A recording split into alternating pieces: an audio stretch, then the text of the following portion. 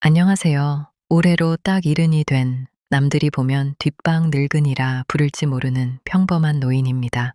제 인생은 평생 희생뿐이었습니다. 남편 일찍 여의고 자식 셋 대학 보내고 결혼시키느라 제 손마디는 무처럼 굵어졌고 가슴 속 열정은 까맣게 타버린 연탄재처럼 변해 있었습니다. 지난 10년 동안은 그저 누구네 할머니로 자식들이 맡긴 손주들 기저귀나 갈아주며 조용히 죽을 날만 기다리고 있었습니다. 그런데 제 인생의 기적이 찾아왔습니다. 50년 전 집안의 반대로 피눈물을 흘리며 헤어져야 했던 제 첫사랑을 다시 만난 겁니다. 이른의 나이에 17 소녀처럼 가슴이 터질 듯 뛰고 그 사람의 손길 하나에 잠 못 이루는 밤을 보내게 될 줄 누가 알았을까요?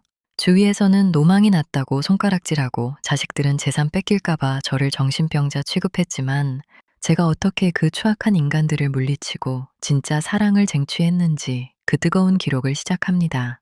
우리의 이야기는 50년 전 낭만과 비릿한 바다 내음이 공존하던 목포에서 시작됩니다. 당시 목포는 호남의 물류가 모이는 풍요로운 곳이었고 우리 두 집안은 그 지역에서 모르는 사람이 없을 정도의 유지였습니다. 제 집안은 목포항 일대의 쌀 도매권을 쥐고 있던 거대 상단이었고 그 사람의 집안은 서해안 최대 규모의 어선단과 소금 창고를 운영하던 수산업계의 거물이었죠. 우리 둘은 그 지역에서 선남선녀로 이름께나 날렸습니다. 저는 단정한 교복에 단발머리를 찰랑이며 학교를 다녔고 그는 훤칠한 키에 지적인 눈매를 가진 우등생이었습니다. 유달산 바위 끝에서 노을을 보며 공부하던 그 시절 우리는 목포 시내 학생들이 모두 부러워하던 동경의 대상이었습니다. 하지만 우리 사이엔 가문의 벽이라는 거대한 절벽이 있었습니다. 제 아버님과 그 사람의 아버님은 목포 상공회의소에서 사사건건 부딪히던 숙명의 라이벌이었습니다. 어디 저 비린내 나는 집안이랑 엮이려 하느냐, 쌀쟁이들하고는 겸상도 하지 마라는 고함이 각자의 집안 담벼락을 넘나들었습니다. 우리는 목포역 앞 제과점에서 눈빛을 주고받고 밤이면 몰래 편지를 써서 학교 담벼락 틈에 끼워두며 사랑을 키웠습니다. 순자, 세상이 우리를 갈라놓아도 내 마음은 변치 않아.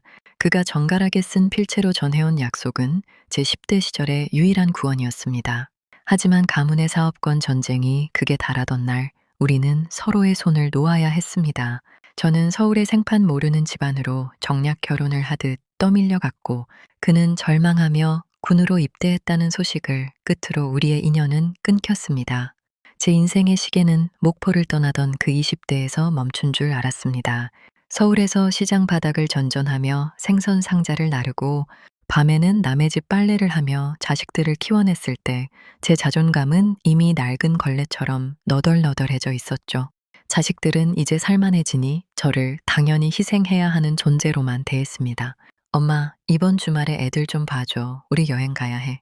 명절이면 용돈 몇 푼 던져주며 엄마도 이제 나이값 타라는 말을 훈계처럼 늘어놓더군요.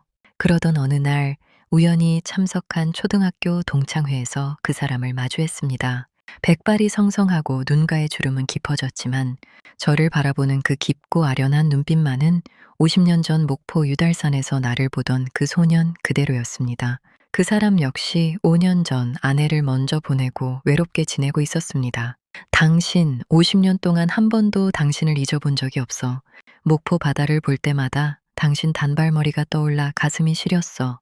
내 인생의 마지막은 꼭 당신 옆이고 싶어.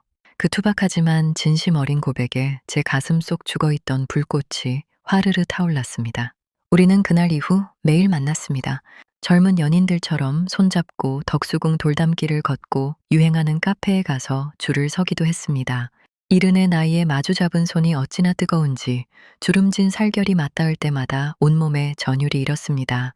우리는 누가 먼저랄 것도 없이 남은 인생을 합치기로 약속했습니다. 50년의 그리움을 보상받기 위해 우리는 남은 시간을 100년처럼 살기로 했습니다. 저희의 교제 소식을 알게 된 자식들의 반응은 가히 충격적이었습니다. 처음엔 우리 엄마도 이제 친구가 생겼네 라며 웃어넘기던 자식들은 우리가 재혼과 살림 합치기를 언급하자마자 눈빛이 돌변했습니다. 특히 그 사람의 아들들과 딸이 저희 집으로 쳐들어와 행패를 부리기 시작했습니다. 그들의 눈에는 아버지의 행복이 아니라 아버지가 평생 모아온 수십억 대의 상가 건물과 노후 자금이 다른 여자에게 넘어갈까봐 하는 공포만 보였던 겁니다. 아줌마, 양심이 있으세요? 일은 넘어서 무슨 연애고 결혼입니까? 우리 아버지 재산 보고 접근한 거 모를 줄 알아요? 정 외로우면 그냥 우리 아버지 집에서 도우미처럼 살든가 동거만 하세요. 혼인신고, 꿈도 꾸지 마세요. 우리 엄마가 평생 일군 재산인데 당신이 뭔데 숟가락을 얹으려 그래. 그 사람의 큰아들은 제 면전에 대고 입에 담지도 못할 폭언을 쏟아냈습니다. 제 자식들도 한술 더 떴습니다. 엄마, 제발 정신 좀 차려. 동네 창피해서 고개를 못 들겠어. 그 영감님이 엄마 이용하는 거면 어떡할 거야? 만약 나중에 재산 분할이라도 해주게 되면 우리 몫은 줄어드는 거 아냐? 엄마가 우리한테 해준 게 뭐가 있다고 이제 와서 짐이 되려 해. 자식들에게 저희는 부모가 아니라 언젠가 상속해줄 돈 주머니에 불과했습니다.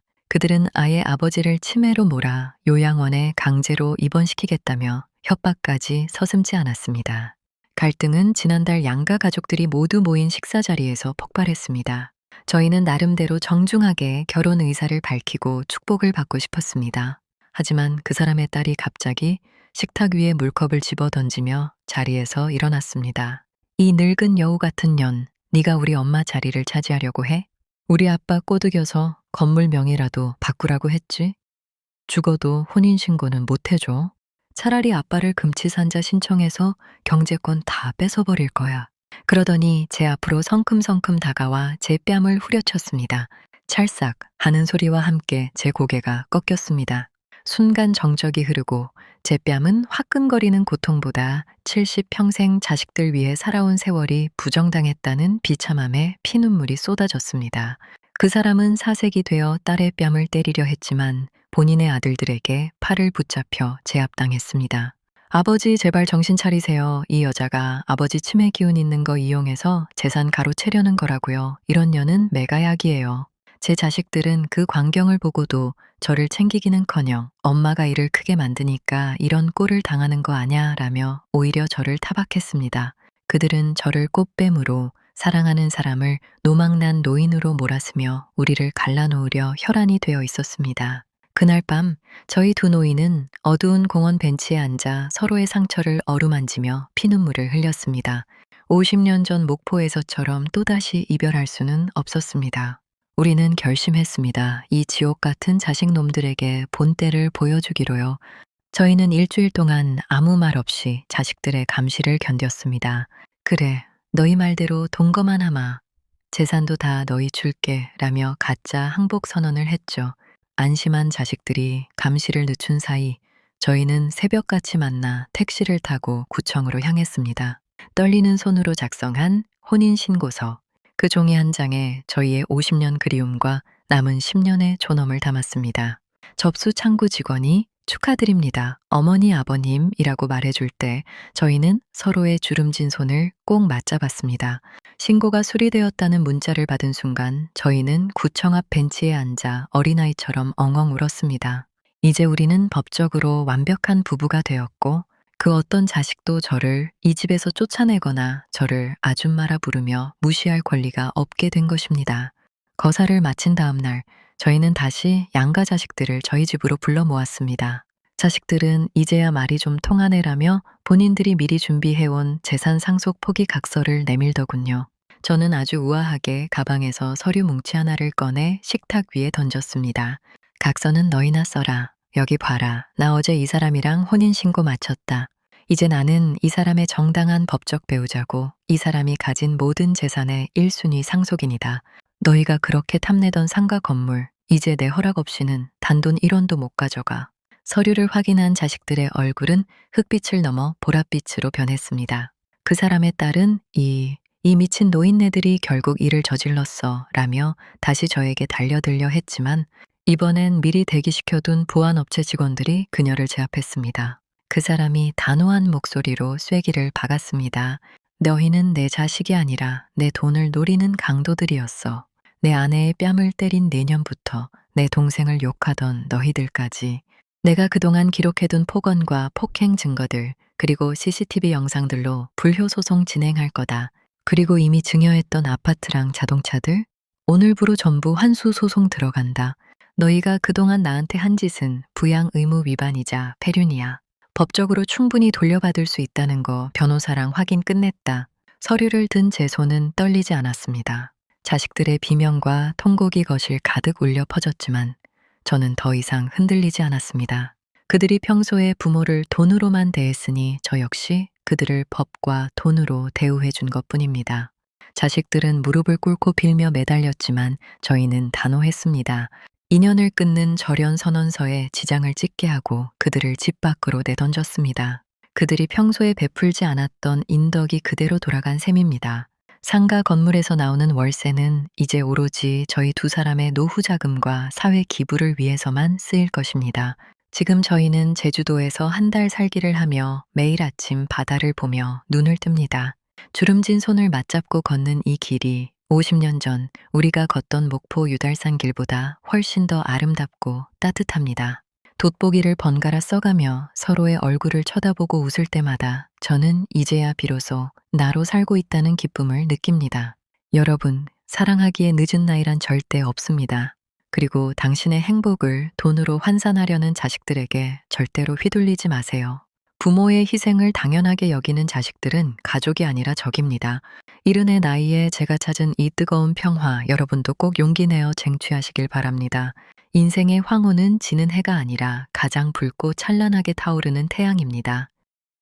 구독과 좋아요는 사연자에게 큰 힘이 됩니다. 여러분의 생각은 어떠신가요? 70세의 혼인신고로 자식들을 참교육한 이 할머니의 용기, 여러분은 어떻게 생각하시나요? 댓글로 응원과 조언을 남겨주세요.